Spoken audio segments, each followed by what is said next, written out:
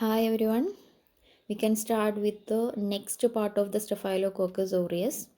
In the last video, we already discussed up to virulence factors of the Staphylococcus aureus, right? We can start with the pathogenicity and clinical features of Staphylococcus aureus. Here, Staphylococcus produces two type of disease. First one is infection and another one is intoxication or food poisoning. These staphylococcal infections are pyogenic lesions or separatory infections. That is, the infected tissues filled with pus or white colored fluid, right? And another feature of such infection is localized. That is, this infection, staphylococcal infection, are restricted to a local areas. But staphylococcus can cause infection on the different organs or different body parts. Okay, but if it affected any part of the body, it does not spread into another part. Okay, that is, they can cause only localized infection, but number of the body parts or regions are involved in the infection caused by staphylococcus aureus. Okay. And the common pyogenic staphylococcal infections are skin and soft tissues, then musculoskeletal, then respiratory tract, central nervous system, then endovascular, urinary tract. These are the common body regions that are involved in the common pyogenic staphylococcal infection. Okay. Then in case of skin and soft tissue, there are a number of inflammations like folliculitis, boil, abscess, wound infection, impetigo, paresthesia, cellulitis, etc. Folliculitis means it is the inflammation of hair follicle. Boil means it is the skin infection. Start with the redness of the skin near the hair follicle as well as oil glands. Then it develop into lumps or pustules, which is filled with the pus. Okay, that is boil. Then wound infection is there. Then impetigo is also a skin infection with the yellow crusty regions. Okay, then paresthesia means it is the infection of skin around the nails, mainly finger nails. Then cellulitis is the inflammation of cells, skin cells. Okay, then in case of musculoskeletal region, there is osteomyelitis, arthritis, bursitis, pyomyositis.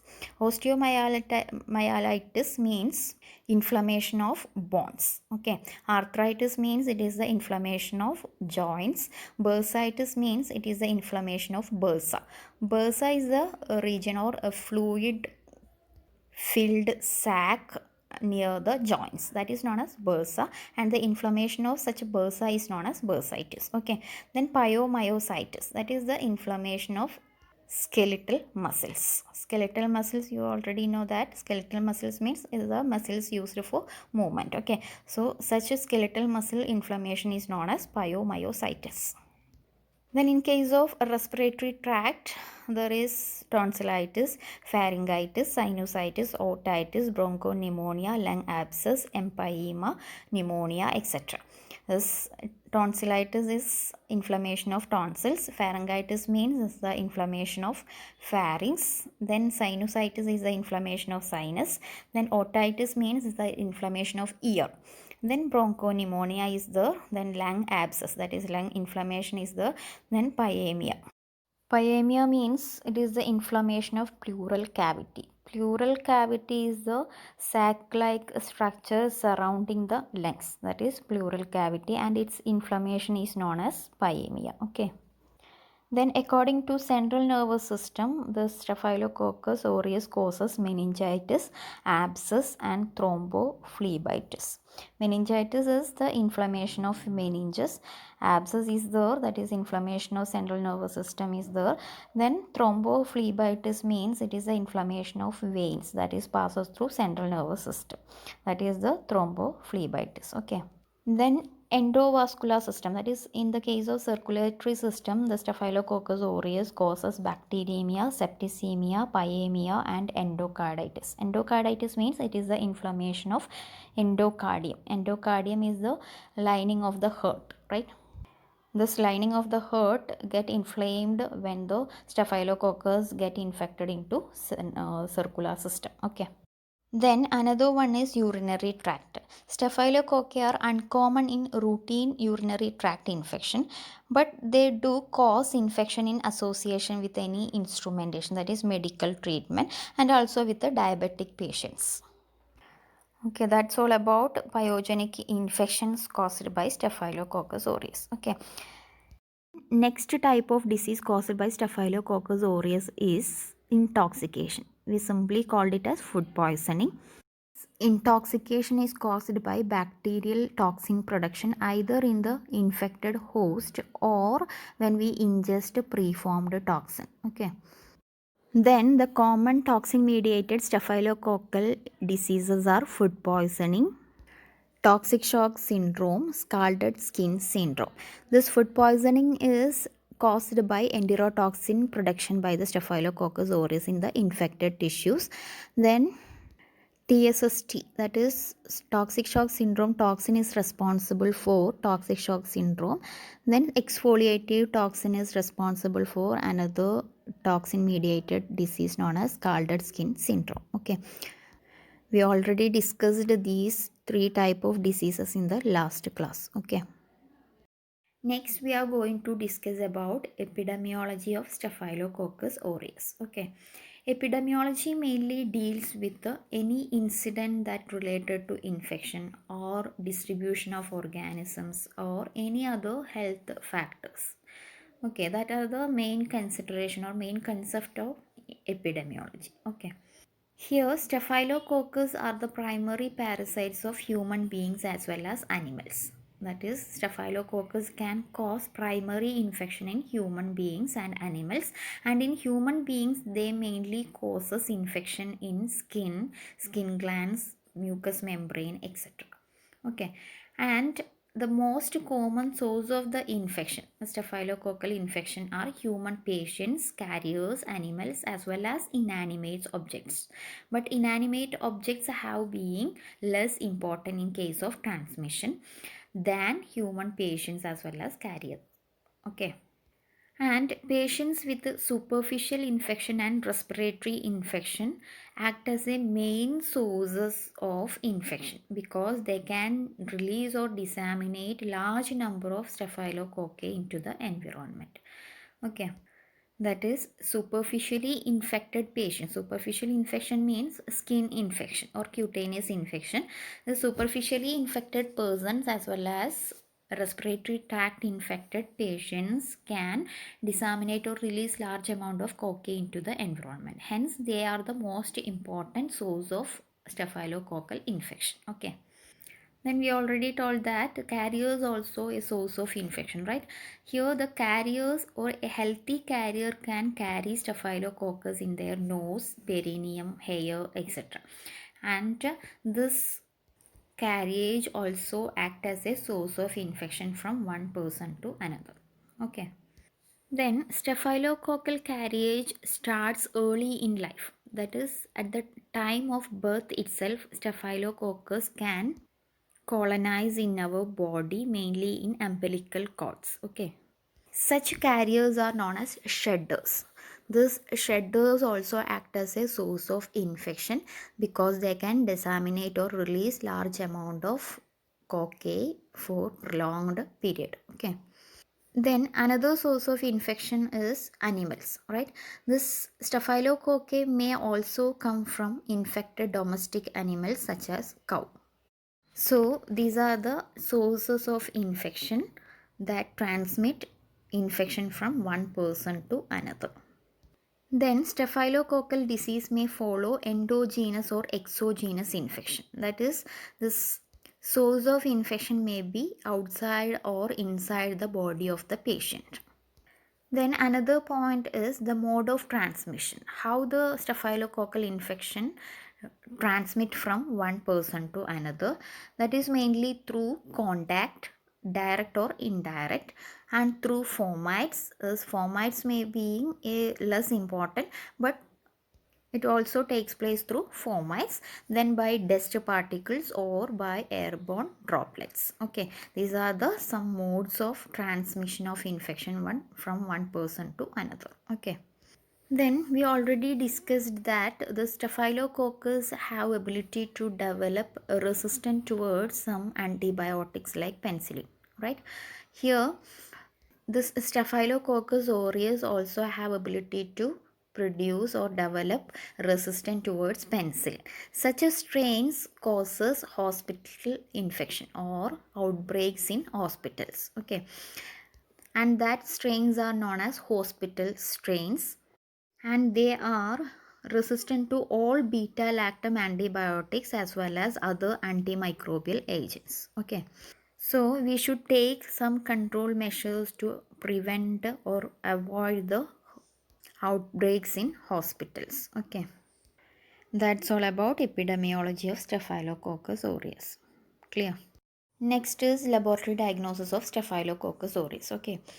First of all, if to diagnose any infection, we need to collect specimen, right? Here, in case of Staphylococcus aureus, the specimen to be collected depending upon the type of lesions, because the Staphylococcus aureus can cause infection, different types of infection as well as intoxication or food poisoning, right? So, the sample should be collected depending upon the type of infection or lesion. For example, if there is separative lesion, pus can be collected. If there is respiratory infection, sputum can be collected. If there is central nervous system infection, CSF, that is cerebrospinal fluid, can be collected. Then if there is any bacteremia or septicemia, blood can be collected. If there is any urinary tract infection, urine can be collected, okay. So depending upon the type of infection, we can collect the specimen. And then in case of food poisoning or intoxication is there, the feces or suspected food particle should be collected as a specimen, okay. And another point is that for the detection of carriers, the nasal swab is a usual specimen. That is 10 to 40 percentage of healthy carriers carry staphylococcus aureus in their nose, right? So the nasal swab is a usual specimen for the detection of carriers. And otherwise, the swab from the perineum or piece of air or umbilical stump may be necessary in special situation. That is, in special situation, we can collect the perineum swab or piece of air, etc., for the detection of carriers, okay. Then next we are going to discuss about what are the methods used to diagnose the infection. These methods include microscopy, cultural characteristics or cultivation, then identification, then serological methods, etc. First of all, we are going to discuss about microscopy. This microscopic method mainly done through gram staining. Okay, thus when we gram strain the sample, if we suspected the staphylococcal infection, this may shows that gram positive cocci arranged in grape-like structure, right? But the microscopic method have no value for specimen like sputum, because which is a mixed bacterial flora. That is, sputum consists of large number of other bacteria other than staphylococcus that make confusion to diagnose or conclude the staphylococcus present in the sample, okay. So it has no value in case of sputum sample. Then another method is cultivation. If we get a specimen, this specimen can be plated on a artificial medias like nutrient agar, blood agar, McConkey agar, etc. Right? And if there is Staphylococcus aureus present in the sample, they shows the unique or identical features or colony morphology of Staphylococcus aureus. That is, in nutrient agar, which shows or produce circular, convex, smooth, shiny, opaque colony, and also they are yellow in color, lemon yellow in color, okay. And in case of blood agar, they shows hemolysis. If the sample contains staphylococcus aureus, when we plated on the blood agar, which produces hemolysis upon incubation, okay. Then, in case of McConkey agar, if there is Staphylococcus aureus present in the sample, they shows or produces pink colored colony due to lactose fermentation. Then, in case of liquid media, uniform turbidity is produced. Then, some selective medias like Ludlam's media, salt milk agar, Robertson cooked meat media are used for the selective isolation of Staphylococcus aureus. Okay. That is, if we suspected staphylococcal infection, the sample can be plated on the Ludlam's media, salt milk agar, Robertson cooked meat media for the selective isolation. Okay. Then another method used to diagnose the infection is serological test. Okay, serology means detection of antigen or antibody present in the patient serum. That is, if there is any infection, the patient serum contain antigen of that infectious agent or antibody against that infectious agent. Okay, and this may be diagnosed by different serological methods like agglutination, precipitation, ELISA, immunofluorescent test, etc. Here, in the case of staphylococcal infection, the patient's serum contain antibody against alpha hemolysin, that is anti-alpha lysin, which can be detected by using lactase agglutination test. Okay, lactase agglutination test is the serological method used to diagnose or identify the antibody against hemolysin produced by Staphylococcus aureus. Okay. Then another diagnostic method is molecular methods. Here PCR or DNA fingerprinting can be used to identify the Staphylococcus aureus at the molecular level. Okay. Another method is identification. Here coagulase test is used to identify the Staphylococcus aureus. Okay. This coagulase test are of two type, that is tube coagulase test as well as slide coagulase test. Okay. Tube coagulase test detect free coagulase. Free coagulase means it is the extracellular enzyme produced by Staphylococcus aureus, right? This free coagulase is detected by tube coagulase test. In this test, about 0.1 ml of young broth culture or agar culture suspension of isolate is added to about 0.5 ml of human or rabbit plasma in a narrow test tube. Okay. That is, if you have broth culture, you can take 0.1 ml of broth culture, and if you have agar culture, you can take the culture from the agar and make suspension, and 0.1 ml of that added to the human or rabbit plasma in a narrow test tube. Okay. Then during preparing the plasma, you should add EDTA or oxalate or heparin to avoid the coagulation. Okay. Positive and negative controls are also set up, and the prepared tubes are incubated in a water bath at 37 degrees Celsius for 3 to 6 hours. Okay. Then after incubation, if the test is positive, the plasma clots and does not flow when the tube is tilted. That means the broth culture or your test culture can contain staphylococcus that can clot the plasma present in the test tube. Okay. And such clotting takes place due to their ability to convert fibrinogen to fibrin. That is already discussed in virulence factor, right? So if the test is positive, the plasma present in the tube get clots and do not flow when the tube get tilted. Okay. Next, slide coagulase test. Slide coagulase test is used to detect bound coagulase. What is bound coagulase? Which is the cell surface protein present in the Staphylococcus aureus, right? For detecting this bound coagulase, we can use slide coagulase test. Okay. For this slide coagulase test, the isolate is emulsified in a drop of saline on a clean glass slide and add a drop of human or rabbit plasma and mix it well. After some time, if the result is positive, there is a clumping of cocci. That is, clumping or formation of lumps indicate positive result, that is due to the conversion of fibrinogen to fibrin. Okay. In this test also we can maintain positive as well as negative controls.